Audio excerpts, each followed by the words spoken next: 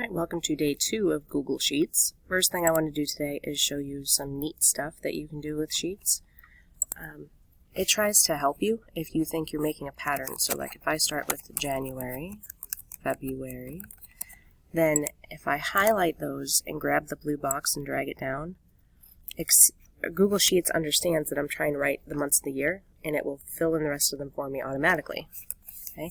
It can do the same thing with the days of the week. So I highlight those, grab the box, drag it down. Okay?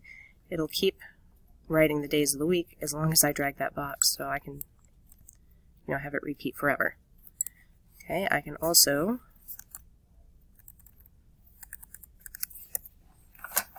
do some numbers.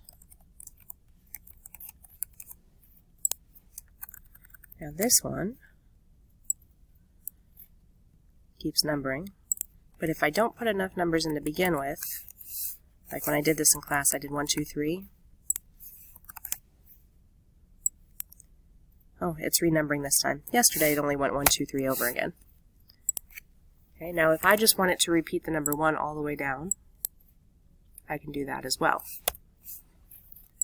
Okay, so that's how you can get Excel to autofill some cells for you. Next is if we look at a graph that we did yesterday. While this graph does look fine, it doesn't have any labels on it, so there's no way by looking at this graph we have any idea what we were actually doing to get this data. So if we double click on our graph, it'll bring up a chart editor over here on the side. We have the original setup menu, which is where we can change the kind of chart that we chose to do. We can change the stacking, which I never do because it just changes the look of it.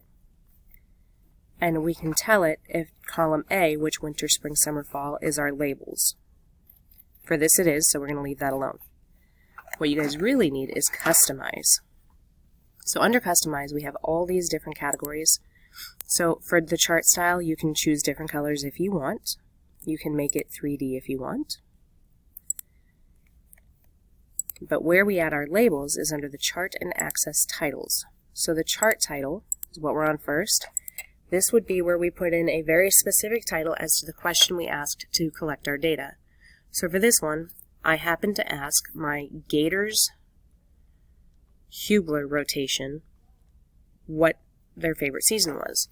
So for my chart title, I need to say something in there about Hubler Warrior Time of 2020, favorite season. Your title needs to be very specific as to what the question was, and when the question was, and who the question was asked to. Okay, so I can change my font if I want. I can change the size, make it a little bigger, a little smaller, whatever you think makes it look good. Okay, I can also bold or italicize, I can center it, I can change the color. Then, I already changed the chart title, so now I'm going to go to the horizontal axis title. Remember, horizontal is across. So down at the bottom I have winter, spring, summer, fall. So a good axis title for that would be the seasons that you guys had to choose from. From my vertical axis, those are the numbers, that would be the student choice, or students who chose it. So now I have a title, a y-axis label, and an x-axis label. With the chart that you make in class today, this is the snip that is going to go on to your journal for today. Let me know if you have questions.